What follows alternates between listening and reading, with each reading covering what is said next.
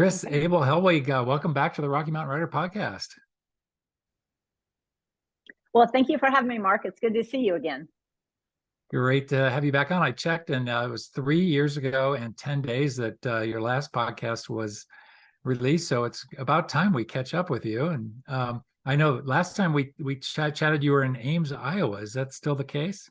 No. In fact, we moved halfway back to Colorado. We are now in Manhattan, Kansas.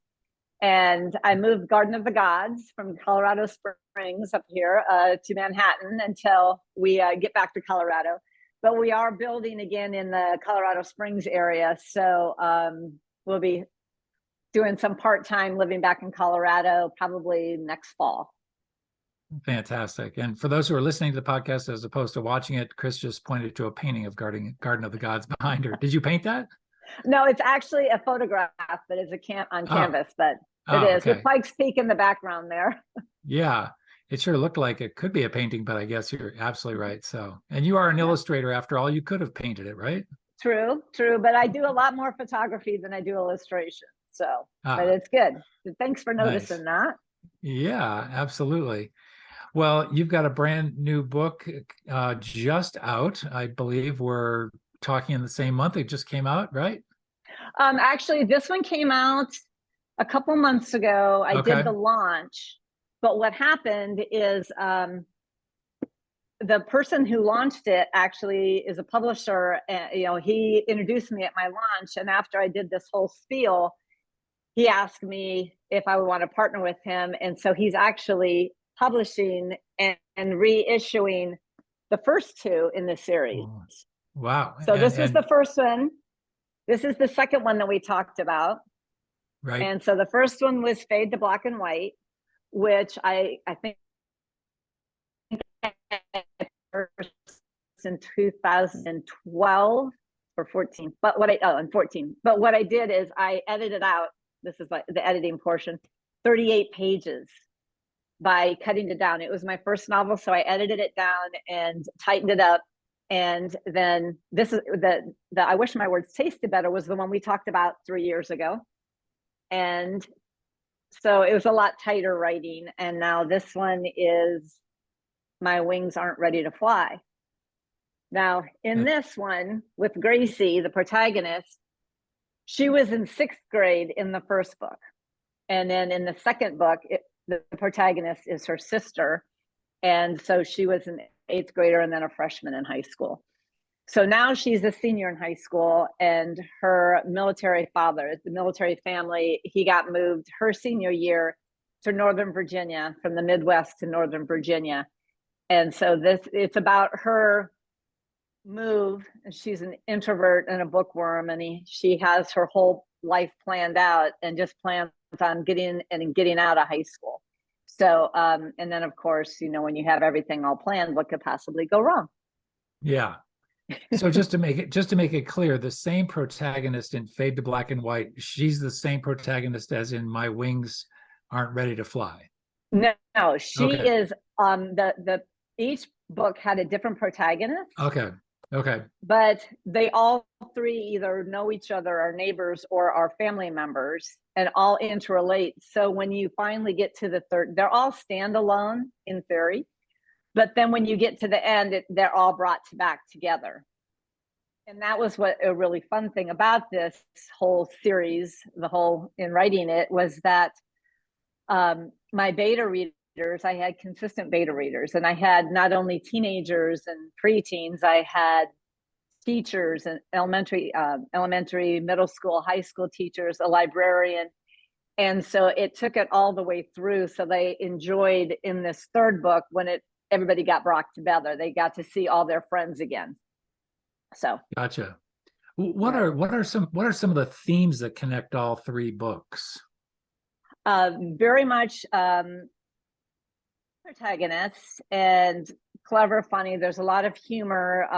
There's lacrosse, which is not a popular sport everywhere, but it's an interesting sport, and it's girls playing on guys' teams, and then girls' teams, totally different rules. But it also has a lot of other sports and things in it. It's a lot of high school life with the pep assemblies, and then the popular people are and the other people who aren't in the limelight. And this one specifically, this third book brings very much inclusive groups from all different categories. It's got the kids that are, the choir and the band and in sports, but also the quirky friendships, and you get to know all of those people too. And so that's why I think the teachers like that, because it shows that, you don't have to stay in a certain group, and be in a clique. And that's why it's gotten really good reviews on that. And also somebody who won one of my books, I think the second one in a giveaway, she said that she didn't even realize it was like in a series, but that, the backstory was like dabbled in. And so it wasn't like you could pick it up and it didn't make a difference, whether or not, but also that it made her remember back in school and being in a group and being part of something. And that's like that whole team, whether, it's in band or choir or an athletic team or debate or anything like that, or in clubs or the after school activities. And that's what together. Also, a very fun thing is each of the books have a playlist, and each chapter begins with it has a song. And students nowadays are so in tune with the music that they would actually, as soon as they know there's a playlist, they download the playlist and they listen as they read, and it sets the tone. The song sets the tone for that chapter. And I don't put the lyrics because you can't use more than 4 words in the lyrics, but you can do the artist and the title. In this version with Gracie, there's some metal versions, instrumentals, but really fun, very diverse playlist.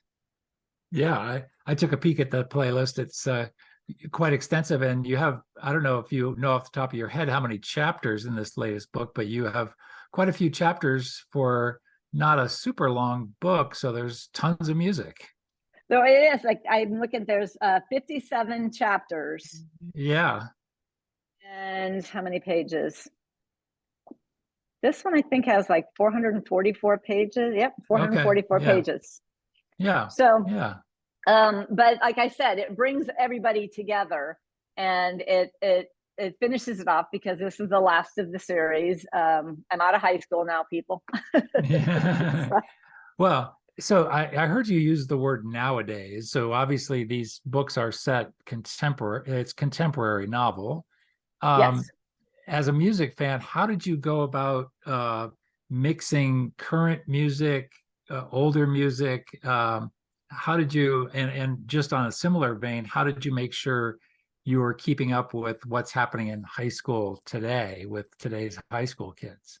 Well, when I was started writing these, I was substitute teaching a lot in the high schools and would be talking to the students. And then my 3 sons grew up and very much into music, and so they would tell me what the current music and everything that was going on.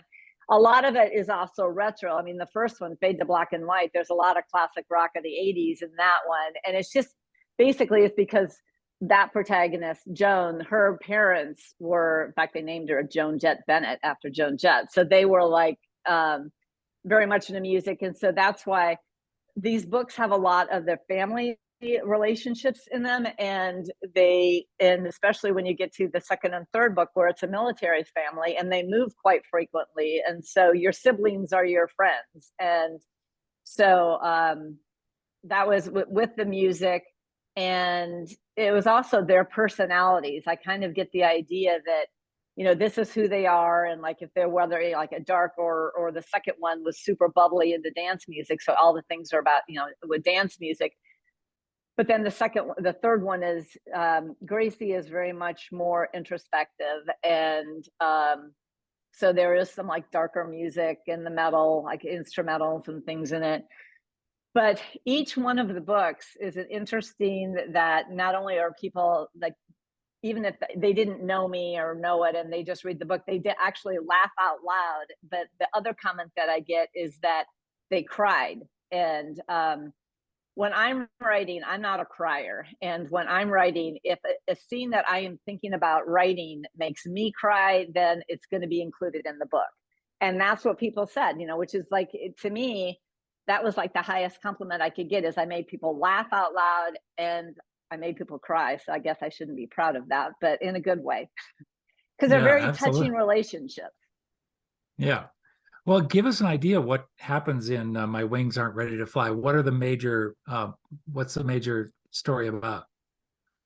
So she goes and she's at this new high school, and she just thinks she's going to go. And she's gone to Northern Virginia, which is like the lacrosse capital of the United States. And so she tries out for this elite team, and of course there's going to be an antagonist on that team. But she doesn't really even care about that. But then so she goes, and she's got this whole plan. She's got a signed letter of intent, meaning that she is going to Northwestern University. They have a very fine lacrosse team and very good academics. And so all she's waiting for is to get that, the financial aid. Her two older siblings did ROTC and did, had scholarships. And so she's looking to get college paid for because they can't afford to send her. And Northwestern is a private school and it's expensive. So anyway, so she's got that all set. She thinks she's all good to go.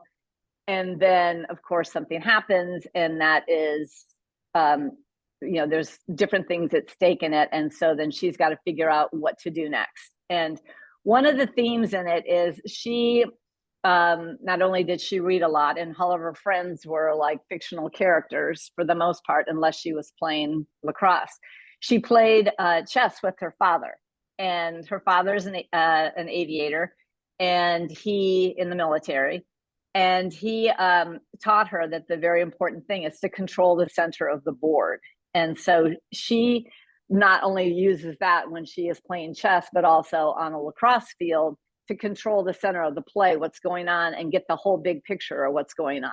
And so in planning her life, planning many steps ahead. But the problem is when it falls apart. And so what happens is then she has to realize that might, she's going to have to change it. She meets some very interesting people and is drawn to them, the kids that are doing like in a musical, and they play a game. They did an after school game because, she's hurt, can't do practices. And they start this whole thing. There's a very cool, quirky teacher who gets her involved in an after school play. And they do the game Clue, and they all dress up in character and do that. And so it's bringing different people from, like I said, all the different types or whatever, interests in school, bringing them together. And that is the strong thing with the friendships.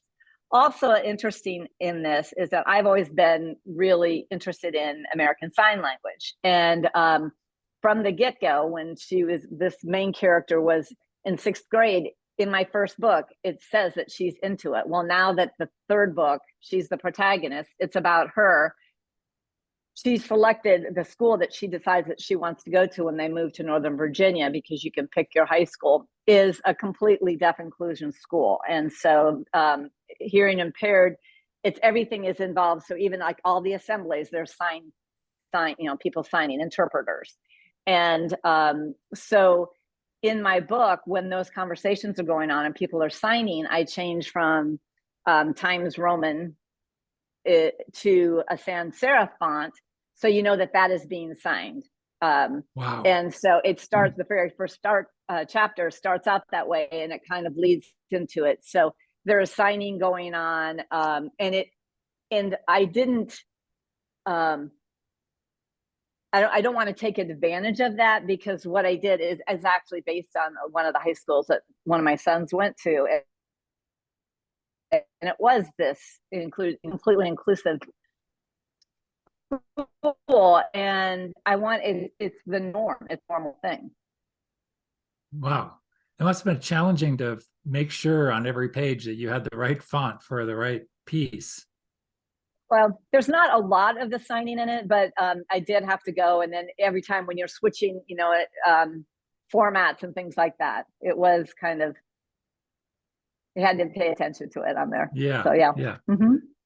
So back to your main character, I just want to ask, is there any kind of romance stuff going on too, or is There that not part of this? and the interesting thing, there is the romance going on with some of the different characters, and then there is one where it's almost her elite, the coach, his son goes to West Point, and so he comes to visit and helps with practices and things like that.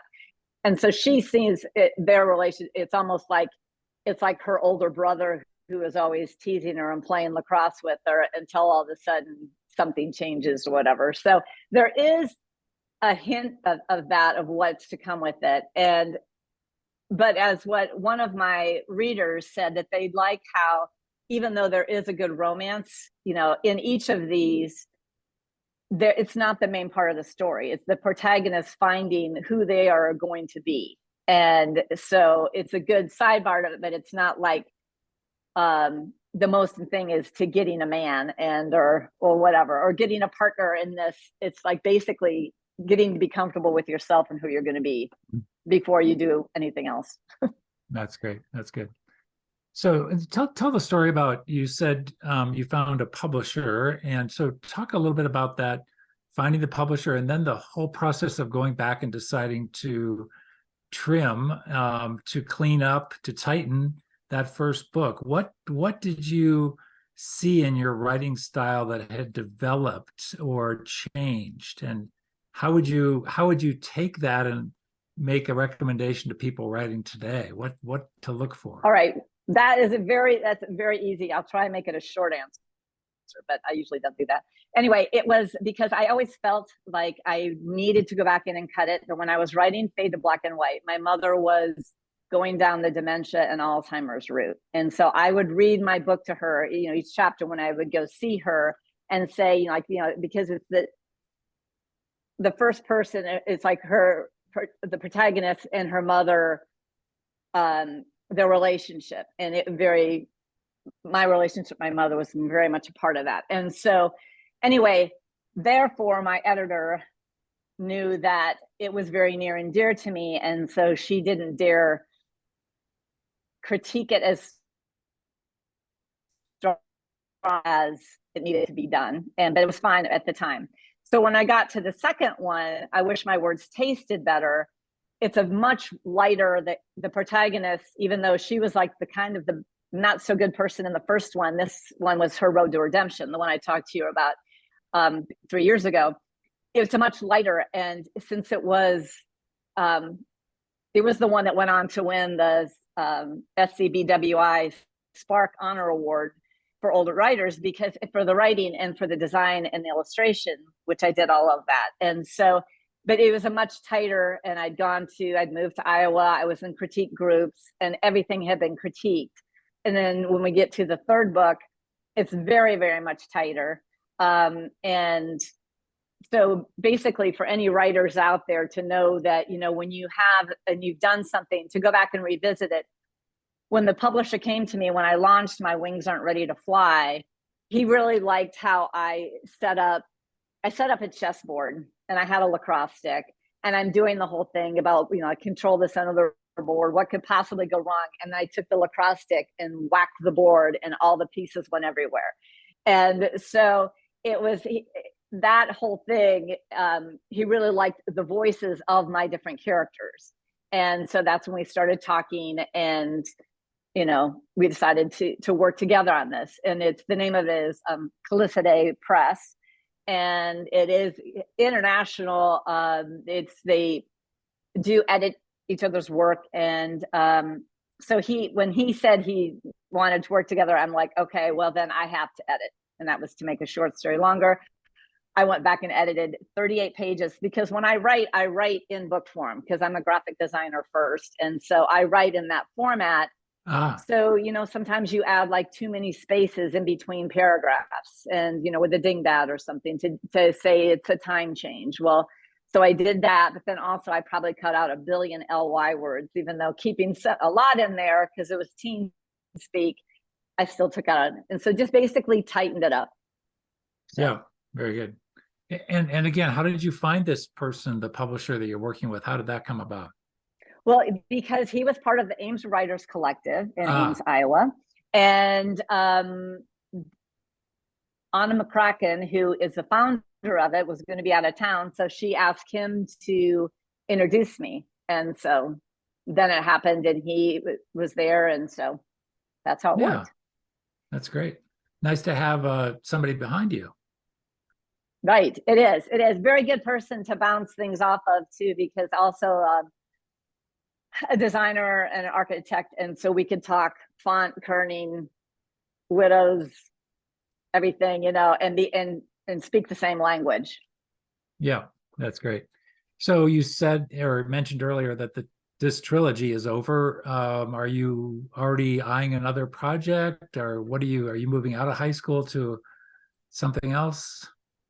Definitely, definitely. I've left high school. I'm not subbing anymore. I'm writing more full time. And so I aged up and I have a protagonist, very interesting. I'm writing modern crime fiction, which is kind of, well, more of my go-to. Mystery and crime and fiction is what I do. And what I read, what I choose to read. And so that's what I'm focusing on now. I'm about 34,000 words into it, and it's going really well. And so that's a very, very interesting. I think when I talked to you before, I said a lot of my ideas the people characters come to me in my head. And so in the high school, that was interesting. It was just kind of a mix of different people that I knew from that, and then taking my sons and putting their personalities into these teenage girls, which was interesting. But now when I've got this criminal in my head, it's a different story. So it's not really great when you wake up in the middle of the night and start planning chapters ahead. It's not most Yeah, conducive to sleep, but I'm enjoying it a lot. yeah. Do you have a crime solver, a protagonist who's going to solve this particular crime? She's working on it, but Yeah, yeah. yeah. And is she a cop? Is she a private investigator? Is she amateur? She's actually a forensic photographer, first responder. So Aha. they were the ones who go, and so it's seen through the eye of the camera. Very good. Nice. Nice. Great. Who do you like to read in the crime fiction world, being a crime fiction writer myself? Well, that was, I know Yeah. but it's like, it's going back to a lot of the old school, like Agatha Christie, all of that, Sherlock Holmes, all of that. But then bringing it into the modern world, it's almost like the crime, the Michael J. Connelly, all those Bosch, those characters, between the lawyer and the police detectives and all of that. I really like Louise Penny and all of her books, and her character development was so amazing that I wanted to go visit Three Pines in Quebec, because it's everything is developed. So, and that's what I tried to bring into my characters. Even I don't even like to say my B characters are B characters because they're so interesting. You want to know about them too, and that's what I feel Louise Penny did. Yep. Stephen King is also amazing at that. To developing these characters that you can completely picture them. And as a photographer and a graphic designer, I'm a very visual person, and so I have to be able to describe it and visualize it. So Yeah. That's great. Yeah, excellent. those are my recommendations. Yeah, yeah, that's great. So, speaking of graphic design and books and all that, you're also an illustrator, and you've been illustrating for quite a while. As you mentioned earlier, you're a member of SCWBI. Is that right? Did I get the SCBWI, Society of Children's Book SCBWI? Writers and Yeah. Illustrators. Yes, I started Yeah. out at that in Colorado, in Denver, and I wrote and illustrated this book. I love you, I love you, I love you, I do. If you were a sock, then I'd be your shoe. Yeah. I had that, and then this is all cut paper, and so I'll show you. And there's a second and a third book in this one. So like here we have very bright colors, Yeah. and the children play with it. They play along. And so then I wrote, and you can get it in Spanish too. And then I did the I love you, I love you, I love you, I do. If you were purple, then I'd be blue. And this is about a father and his daughter. And it's about, I'm a part of you, but you're going to grow up and be whoever you're going to be. And then the third one was about adoption. And it's, we love you, we love you, we love you, we do. If you were a pirate, then we'd be your crew. And this is about adoption and completing the family. And once again, the cut paper.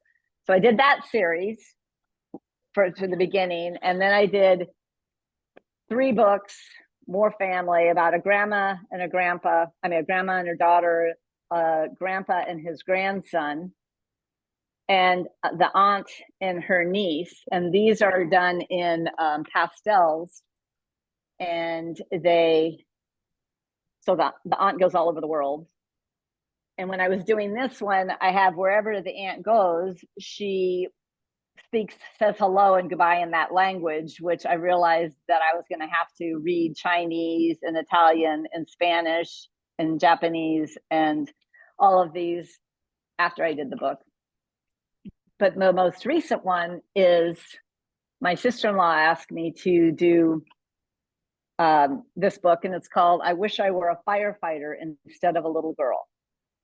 And it's about a little girl who wants to grow up, and it contrasts and compares the life of little girls and firefighters. But then ultimately the reason why she wants to do it, to be a firefighter, is because it says here, some firefighters become parents of little girls.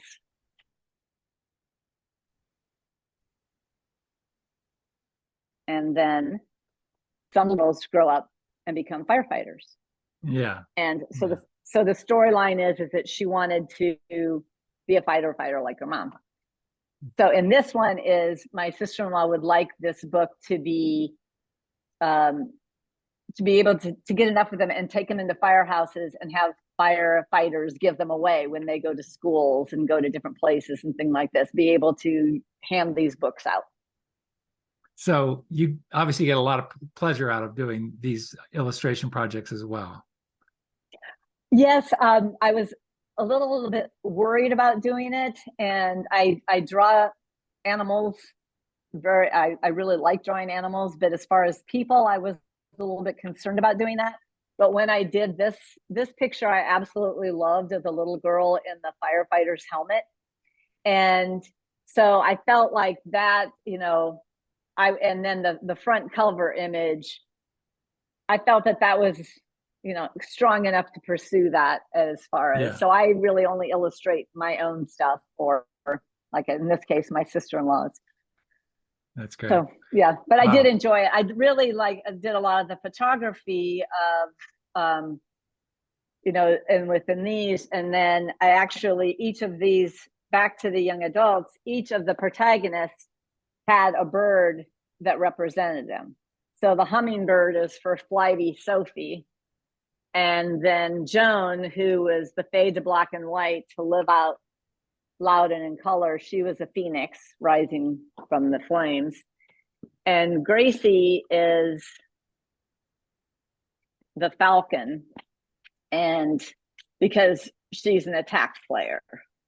So, and then when it's my wings aren't ready to fly, they're not, there's like when birds, when they're first when they're getting ready, but they're not extended in flight. Yeah. Very good. Well, yeah. Excellent. Well, congratulations on everything. This is fantastic. As we wrap up, we always like to kind of pay it forward a little bit and recommend a book or a writer just to spread the word on somebody else. So now's your chance. Well, that's what I've already kind of done that with Stephen King and Louise Penny. But like I said, I really enjoyed all of Louise Penny's books. And so basically that's what I kind of have to leave you on. When I am writing my own, a lot of the times I'm doing audiobooks and not reading, just to be careful not to plagiarize or grab anybody else's ideas or things. But, so that was the thing, the audiobooks. But yeah, I just really enjoyed their character development. Yeah, excellent. Well, no problem there. Very good. Well, Kris, thanks so much. Good luck getting completely back or partially back to Colorado as the transition continues. And we'll look forward to having you back in Colorado. But as should be noted, you do not have to be a resident of Colorado, as you know, and many others know, to be an active part of Rocky Mountain Fiction Writers. Our membership is coast to coast.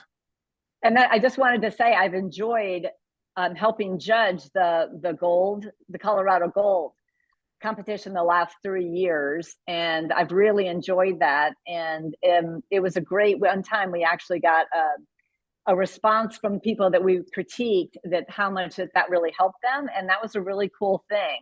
As like helping with the judging, because you're always worried about that, and to have feedback say that we helped them in the writing process was great. And so Yeah. I look forward to being more of a part of it when I get out there. And good luck with the sale. I mean, I know that you have the book sale. I was considering coming out there for that, but maybe not this year, maybe next year. Yeah, there's a sale this coming Saturday at Bookies. I think it's Saturday the 2nd at Bookies. And for folks who are listening to this podcast prior to then, there's a whole lineup online of various writers who have signed up for 2-hour slots at Bookies to be there. And quite the endeavor and quite the partnership with a great bookstore. So, yeah. Well, I love that. I think that that's really a great thing. And I really like how Rocky Mountain Fiction Writers not only there's hybrid, there's traditional, there's indie publishers, and I really think that it's very everybody's very accepting with that, and I really appreciate that. I agree. I'll endorse that, co-sign that point. Our doors are wide open. All are welcome. Again, Kris, thanks so much. Okay, thank you. It's been great seeing you again.